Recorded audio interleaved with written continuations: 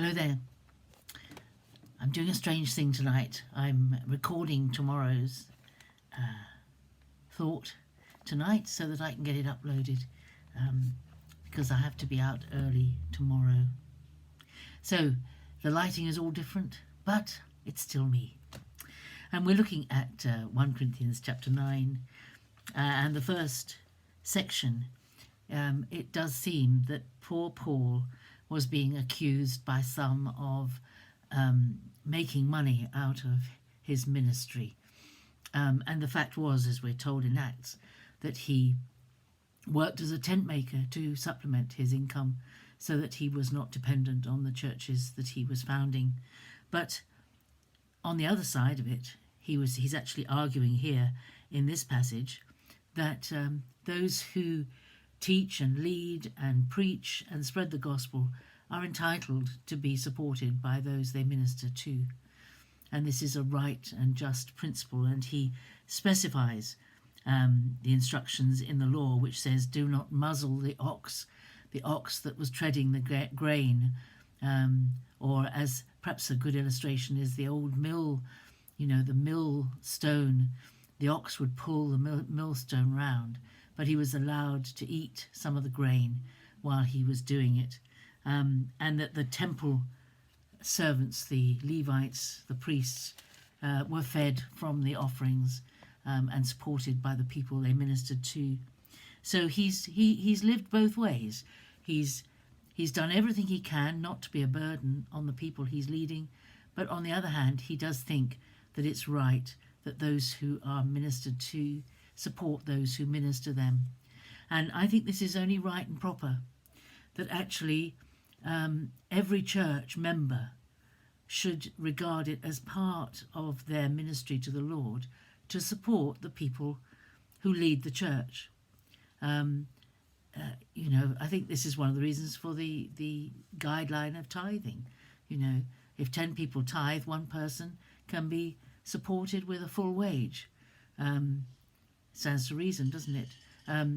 But lots of churches that exist, people go to church and they just put a little bit in the offering, loose change or whatever they've got, and they don't actually see it as part of their responsibility to support those who lead in ministry. And I think it's something that needs putting right in the church today. I don't know what your giving is like, and you don't know what my giving is like. But it is important that we value those who minister to us and that we contribute to their support, not as a right but as a grace. And Paul said he didn't mind either way. If people he didn't want to put an obstacle in anybody's way to finding Jesus. But he says in verse 14 of chapter 9, in the same way the Lord commanded that those who proclaim the gospel should get their living by the gospel.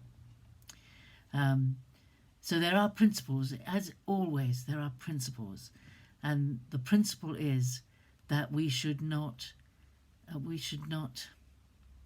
take for granted the ministry of those who minister to us. We should be generous in our giving to them. And we're going to look at tomorrow, when we meet, at the latter half of 1 Corinthians 9. So it's a good principle. He uses lots of illustrations here, doesn't he? He says, who plants a vineyard without eating any of its fruit? Who tends a flock without getting some of the milk? The labourer is worthy of his hire. And perhaps think about your giving.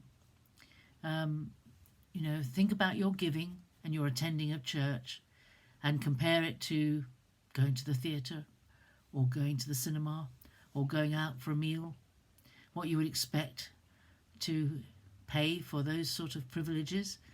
And yet we go to church and we use the building and we expect to get it for next to nothing. That's not really the right way, the right attitude. Perhaps a sober thinking about how we value what we are given.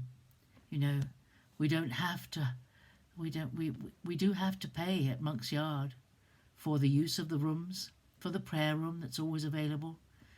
We can't take for granted that that is there just for us. We really should think seriously about the amount we contribute towards the use of things and compare it to what it's like in other places. And let's have a think. Let's have a think and a pray and a re-evaluation of our giving. It's a good opportune moment as we come to this weekend when we think about the greatest gift of all, God's gift to us of his own Son. He spared nothing to give to us, and yet there are times when we really are quite cheapskate in our giving towards the kingdom. Enough from me for today, and I hope you have a great day, which will be tomorrow, Thursday. Have a great Thursday, and I'll see you again on Friday. God bless you. Bye-bye.